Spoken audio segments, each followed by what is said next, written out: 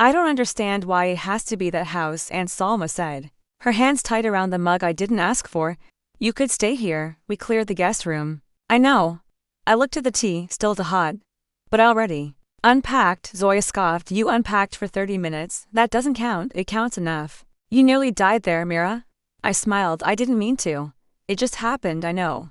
That's not funny, Zoya snapped, her voice cracking. Why are you doing this? I didn't answer. Aunt Salma spoke softly. Is it about him? No. I lied. Zoya crossed her arms. Then what? You won't even tell us what happened that night. You barely spoke for 3 months, and now you're playing house in the murder cabin. It's not a cabin, and it's my house after everything he did. My throat tightened, but I forced the words out. He's not there anymore. That doesn't mean the house is clean. Aunt Salma shot her a look. Zoya. What? Someone has to say it. I put the cup down, still untouched. You don't have to understand. I just need you to let me do this. Zoya's voice dropped. What are you trying to prove? Nothing. Bullshit. I looked at her. She looked like she was about to cry, but her chin stayed high, same as mine when I was her age. I softened my voice. I want to be in a place where my memories are real. She blinked. What does that even mean? It means I need to sit with them, hear them, maybe even argue with them. Aunt Salma's hand reached across the table. Mira, sometimes the best way to heal is to start fresh. I'm not healing. She paused. Then what are you doing? I looked at the floor, at the pattern in the rug. It didn't match anything else in the room. Finishing something. What? Zoya asked. What are you finishing? I stood up. I don't know yet. The key was under the flower pot. I hadn't moved it. No one had. When I opened the front door, the smell hit me. Dust, wood, something like rotting lemons. I stepped inside and shut the door behind me. Silence. I dropped my bag in the hallway. The echo sounded louder than it should have. The light switch still clicked twice before it worked. Everything looked the same, almost. The frame by the stairs was crooked. One of the cushions on the couch had a tear that wasn't there before. I touched the wall on the way up. The wood felt cold, even in the heat. The bedroom door creaked when I pushed it open. That creak had always bothered him. He used to slam it shut just to avoid hearing it. I walked in and sat on the edge of the bed. My hand pressed into the mattress where the blood had soaked in. You couldn't see it now. The cleaners had done their job. But I knew. I whispered, I'm still here. The walls didn't answer. Zoya called that night. You made it there okay? Yes. Did the ghost of your psycho ex-boyfriend rise from the floorboards yet? I smiled, not yet. She was quiet then. Are you scared? No. Liar? I didn't argue. Does it feel different? Everything feels the same. That's worse. I exhaled. I know. She hesitated. Are you sleeping in the same room? Yes. Mira, Zoya? I'm not trying to prove anything. I just want to remember that I lived. You don't need to hurt yourself. To do that, I'm not hurting myself. You are, she said, just not with knives. I didn't know what to say to that. She added, softer now. You don't have to fight this alone. I'm not fighting. You are, and you're not even telling us what you're fighting against. I looked out the window. The streetlight flickered. It's not a person anymore. It's a feeling. And it's in this house, and you think staying there will make it go away? No. I think it'll make it speak. Zoya was silent for a long time. Then she sighed. Call me if you hear anything. I will. And Mira, yeah. I don't hate you for going back. I know. I hate that. You feel like you have to. I whispered, me too, at 2:11 a.m. I woke up. I hadn't set an alarm. I hadn't dreamed, but I sat up, cold sweat clinging to my back, and stared at the shadows stretching across the wall. They didn't move. Neither did I. I'm still here. I whispered again, and this time, I thought I heard something, not a voice, not a whisper. Just breath. Mind. Alive. You don't remember what happened? The therapist had asked. I do, I said. That's the problem. He smiled. Zoya stared at me across the kitchen table. What? The night he tried to kill me. He smiled. Rayen, I nodded once. She swallowed. You never said that, because that's the part I can't unsee. Not the blood, not the pain, just his face, Mira. It wasn't a hateful smile, not angry. It was like he was giving me something, giving you like a gift, like I was lucky. Zoya pushed her chair back. Jesus, I was making tea. He was on the couch, staring at nothing. Then he stood up, walked over, and locked the door. You mean? Yeah, from the inside, quiet, click, like it was normal. Her eyes widened. Why didn't you run? I didn't know I should. Did he say anything? I looked at the floor. He said, you look calm. That's good. Zoya covered her mouth. I didn't get it at first, I said. Then I saw the knife. Where did he get from the sink? I hadn't washed it yet. It still had curry on it. I remember that. The yellow kind, that's God. Mira? I asked him what he was doing. He said, "This is mercy." Then he came at me, she whispered. "How did you survive?" I bit him. What? He leaned in close, I bit his neck like an animal. He screamed, I crawled toward the window. Zoya stood. "You said you don't remember." I said I don't remember after that. I remember the crawl. I remember blood in my mouth. On my hands. But once I touched the glass, you blacked out, I think so? Or maybe I left my body. I don't know. Everything was red, then gone. She sat back down, pale. "Why didn't you tell anyone?" "Because no one asked." The right question. That's not true. They asked what happened, not what he did.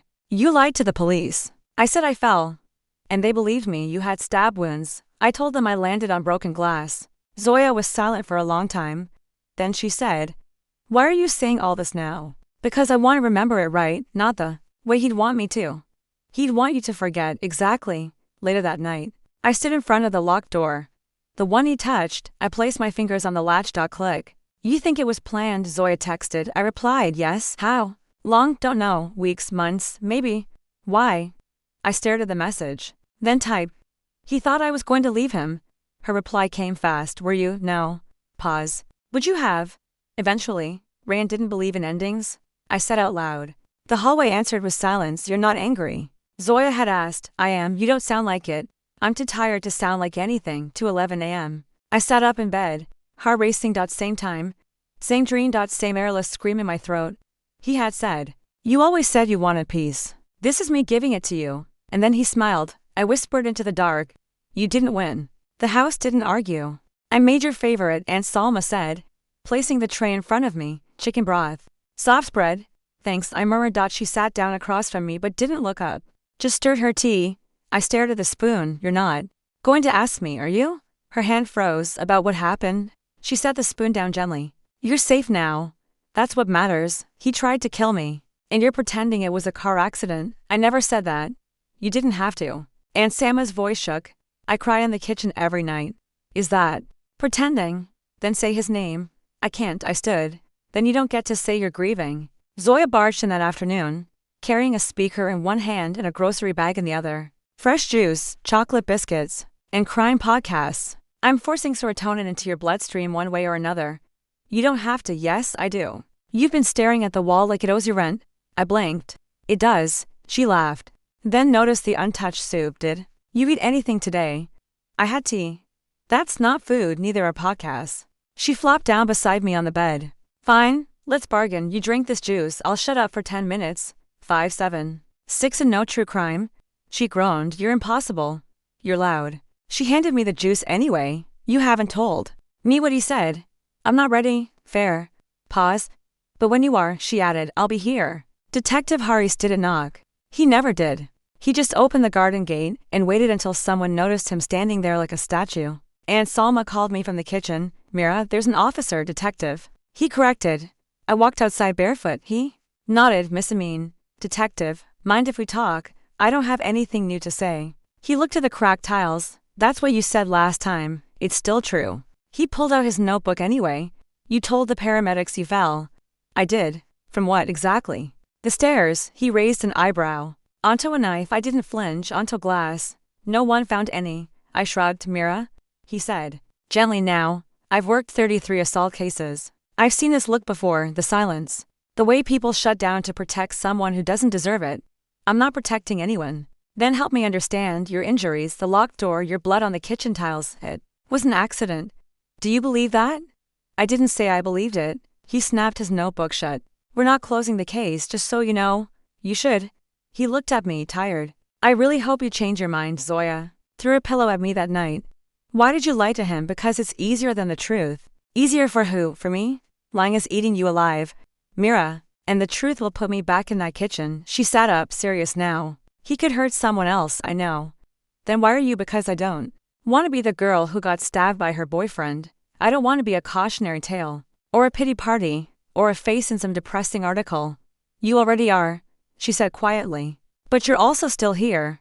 That silenced me later. I found an old coffee mug in my closet, cracked, faded. "Best girlfriend ever," written in peeling pink letters. I remembered him handing it to me one morning. "Still warm," he'd said. He kissed my forehead. An hour later, he tried to kill me. I dropped the mug. "It didn't break, Mira." Aunt Salma's voice came through the door. "Yes?" I didn't say his name because I didn't want him to live in this house. I turned the knob slowly. She stood there, eyes red. I thought ignoring it would help you move on. It didn't. She nodded. Then I won't ignore it anymore. I didn't say thank you. But I let her hold me for a while. When I went back inside, Zoya had put on headphones, music too loud. She asked, "No, it's fine." She turned it down anyway. I sat next to her. "Do you want to know what he said that day?" She paused the track. "Only if you want to tell me." "He said he didn't want me to leave." She looked down. "Were you going to?" I thought about it. "Does that make it your fault?" "No." "Good." The next morning, I opened my phone and typed a new note. He smiled before he tried to kill me. That's how I know it was real. I hit save. That was enough for now. "You never talk about when it was good," Zoya said. I stared at the sweater in my lap. "Because that makes it worse." She tilted her head.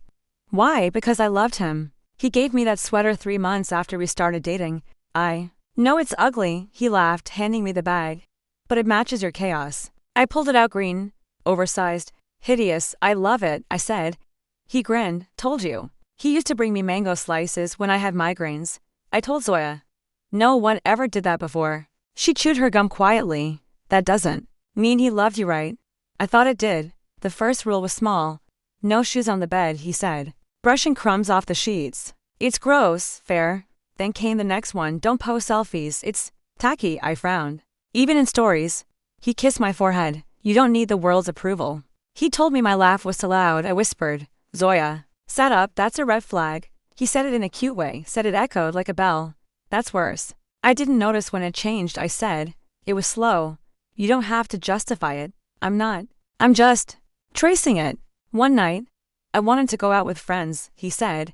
"Why would you want strangers when you have me?" I laughed. "It's not that serious." He didn't laugh back. He deleted a message from my phone. I told Zoya. Said it was spam. You believed him. I wanted to. He started calling me baby when I cried. Not Mira. Not "Are you okay?" Just baby. Like that word erased the sharpness in his voice. "Did you ever try to leave?" Zoya asked. I nodded. "Once." He cried so hard I stayed. She looked at me. "That wasn't love." "I know." I remembered the night he punched the wall next to my head. "I would never hurt you," he said. Hand bleeding. I wiped his knuckles. He kissed me after. He told me I looked better without makeup. I said. Zoya raised her eyebrows. "That sounds familiar." He followed it with, "Because when you wear it, other people look too long." "Okay, no." I smiled faintly. I stopped wearing it. I asked him once, "Do you think I'm pretty?" He said.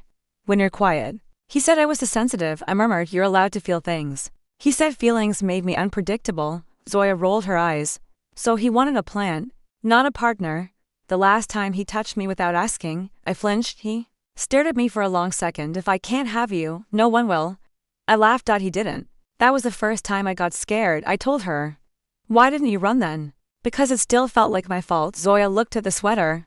"Why do you still wear that thing?" I didn't answer. She softened. "Do you feel safe when you do?" "No." "Then what?"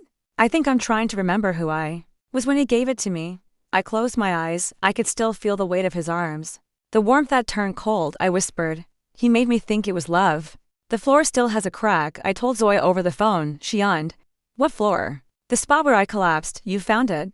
I knew where to look. She went quiet. "It's shallow." I added, "Like someone stepped on an eggshell." "Mira?" I just sat there. For an hour. Why? I wanted to see if it would remember me. Later, I stood in the hallway, staring at the basement door.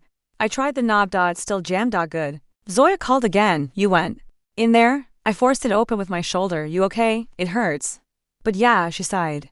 "I thought you hated that basement." He hated it more.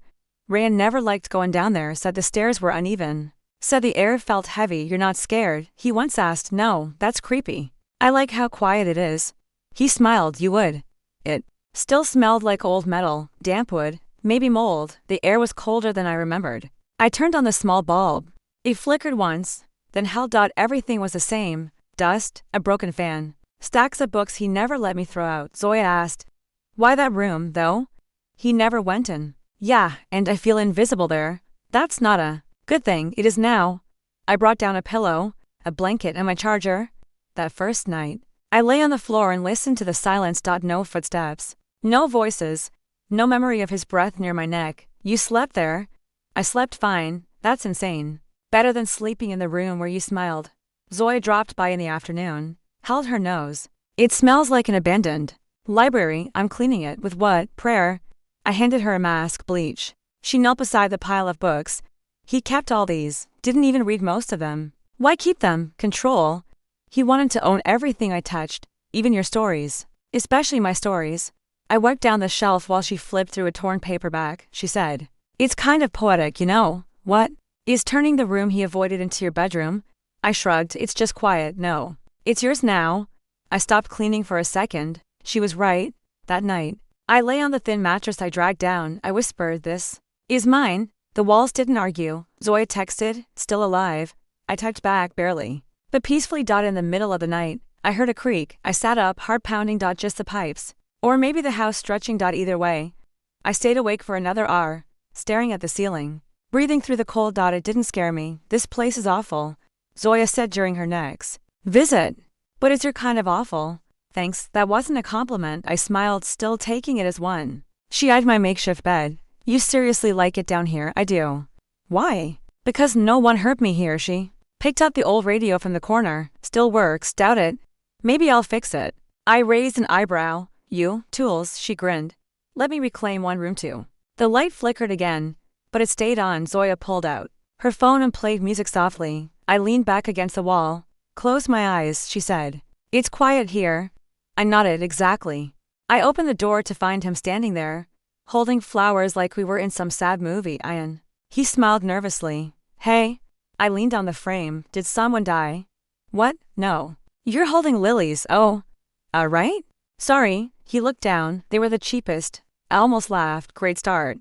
"I heard what happened." My mouth twisted. "Did you?" He hesitated. I heard something.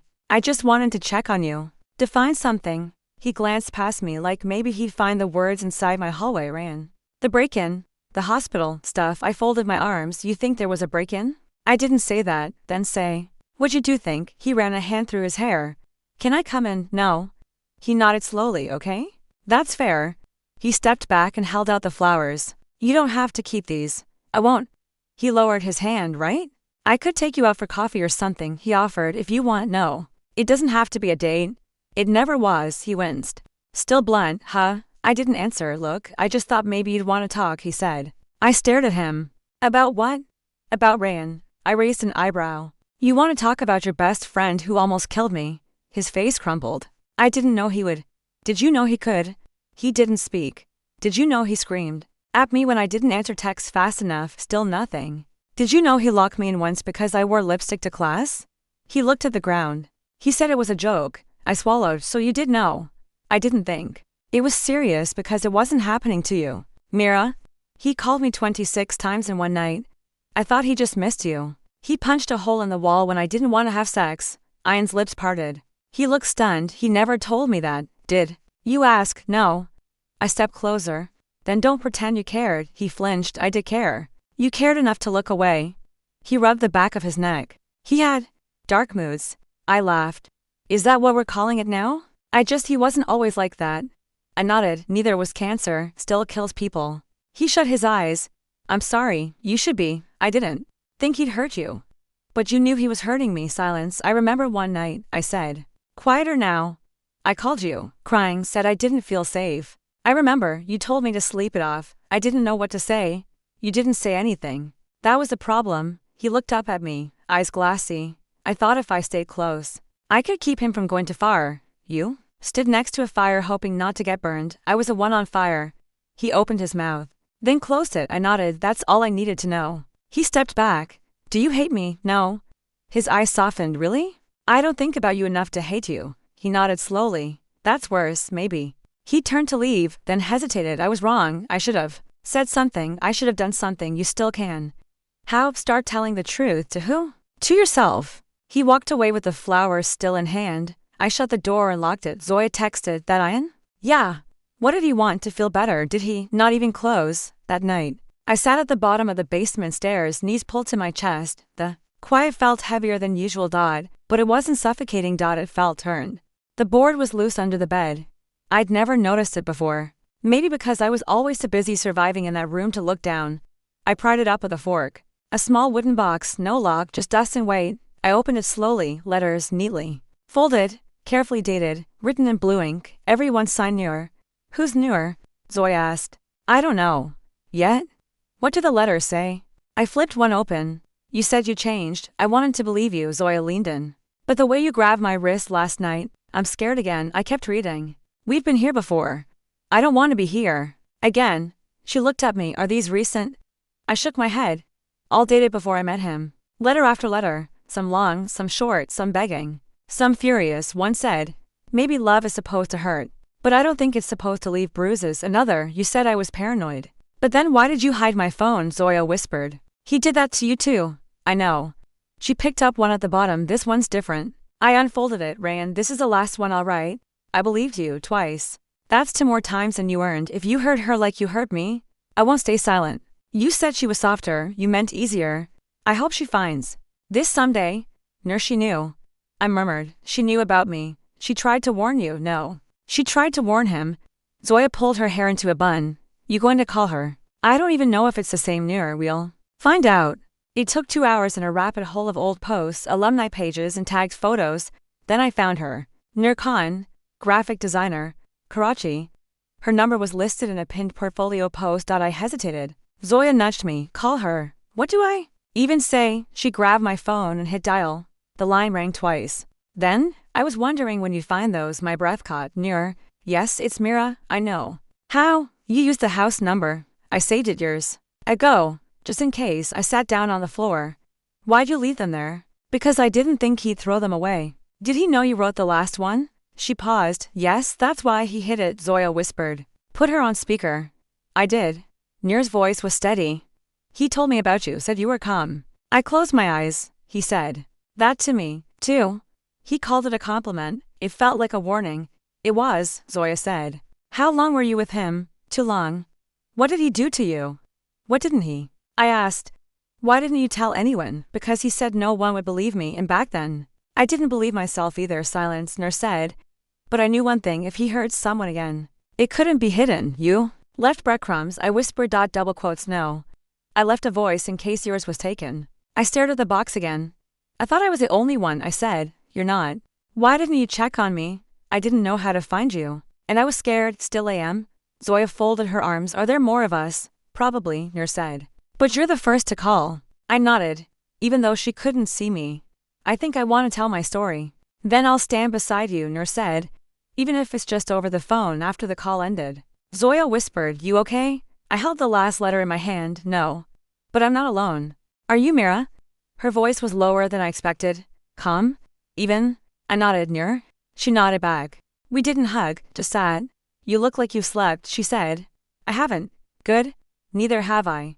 The coffee shop smelled like burnt espresso and cinnamon. She stirred her drink slowly. No sugar. I watched her fingers. Clean nails.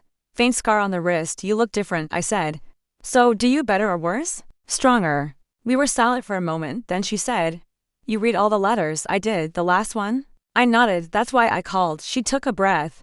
I wasn't sure you would. I wasn't sure I could. But you did, yeah? She pulled something out of her bag, a flash drive. Small. Silver. Clean. I brought this, she said. In case you're ready. What is it? Proof. I stared at it. Proof of what? Everything. She leaned closer. The threats, the screaming, the bruises, the excuses, the silence. My throat tightened. You recorded him, sometimes. Why? Because I didn't trust myself to remember. She tapped the table gently. Photos, emails, voice notes, screenshots. Things he deleted but forgot I had backups of. I picked up the flash drive. It felt heavier than it should have. You kept all this. I was scared. But I saved everything, I whispered. Why now? Because you're not the only one who almost died. She sipped her coffee. You're just the first who's ready to do something about it. What if I'm not? I asked. Then hold on to it until you are. I looked down, she added. But don't wait too long. He's counting on that. You think he'll come back? He never really leaves. We sat in silence again.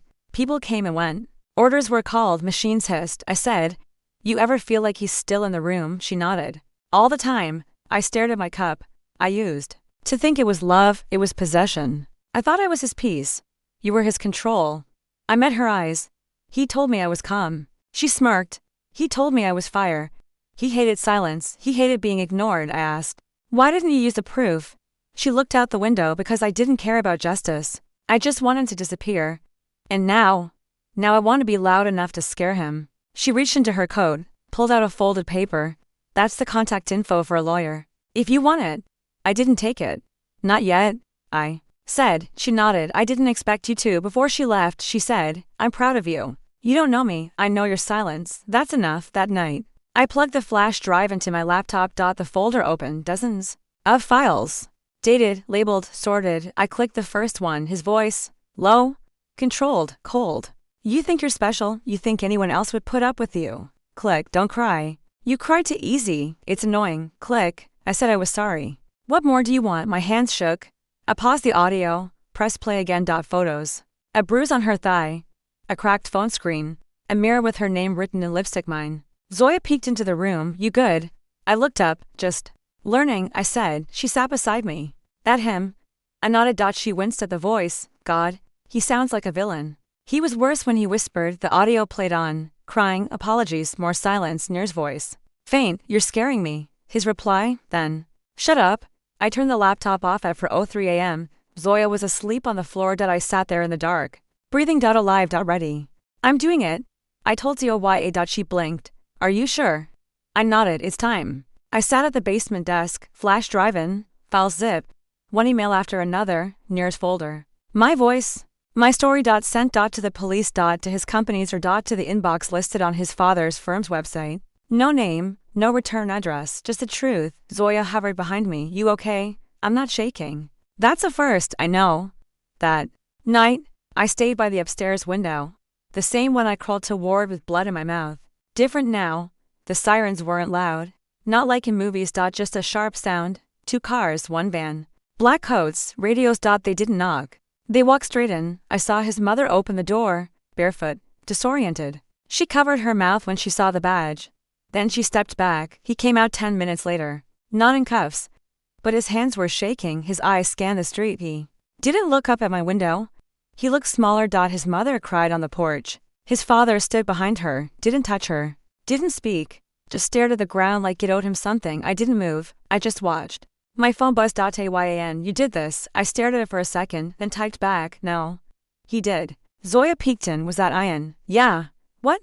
Did he say? Exactly what I expected. You want me to slash his tires? I snorted. Not yet. Was it satisfying? She asked. Yes? Really? No. She nodded. Still worth it. Absolutely. The van pulled away. No one waved. No one looked back. Not even him. Especially not him. I closed the curtain. Zoya sat on the floor. So, what now? I breathed. That's it for now. I paced the room once, twice, then stopped in front of the mirror. I stared at my own face. I'm not scared of you anymore. I whispered to the reflection. I went down to the basement, pulled the blanket tighter around my shoulders. The cold didn't bite like it used to. Zoya knocked softly on the doorframe. Can I stay? Yeah. She came and sat beside me. We didn't say much. We didn't have to. I looked at my phone again. No new messages, no threats, no apologies. Good. Zoya leaned her head on my shoulder. You're really not shaking. I held out my hand. Steady. She smiled. He's not smiling anymore either, huh? No. Why don't you move? The delivery guy asked, eyeing the porch like it might bite him. I signed for the package. I like the view. He glanced behind me. You sure? Heard this place was, in the news. I heard that too. He shifted awkwardly. Well, stay safe, I guess. I already am. Zoya rolled her eyes as I shut the door. You love scaring strangers. I don't say anything untrue. I like the view. That's what you're going with now. Better than I'm haunting my own past. Fair. The floors still creak in the same places. The crack by the bedroom is still there. But it doesn't freeze me anymore. Zoya curled up on the couch. So, you really going to keep living here? Yes, even after everything. Especially after everything, she had to cushion. Is it weird that I feel safer here now? No. You think it's haunted? Definitely. By what, me? She laughed.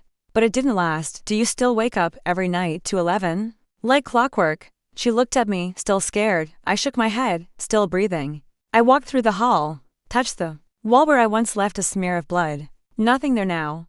But I remember, sometimes Nur calls, sometimes she doesn't. But I know she's still out there. And I know she's still healing like me. Yan hasn't messaged since. I didn't block him. I didn't need to. Zoya said, you're stronger than I thought. You didn't think I was strong. I didn't think you'd stay. I didn't think I'd survive. She nodded. You did more than survive. I smiled. I stayed. People ask me why. Neighbors. relatives, strangers online who think they know. They ask, why stay in that house? Why not sell it? Why not run? I never tell them the real answer, that I was waiting for justice, that I wanted the silence back, so I could own it this time, that I needed to walk through every room and not flinch. I just say, I like the view. And I do. The light hits the front window differently now. I stand there sometimes in the mornings, just to watch the dust float in it. Zoya thinks it's boring. I think it's peace some nights. I still sit in the basement. Not because I'm scared, but because it's quiet and I earn that quiet. Tonight, I wake up at 2:11 again. Same as always. But there's no gasp. No cold sweat, just breath, steady, full. Mind. I don't turn on the light. I just sit there, feeling the dark, and for the first time in years, I don't feel like it's winning.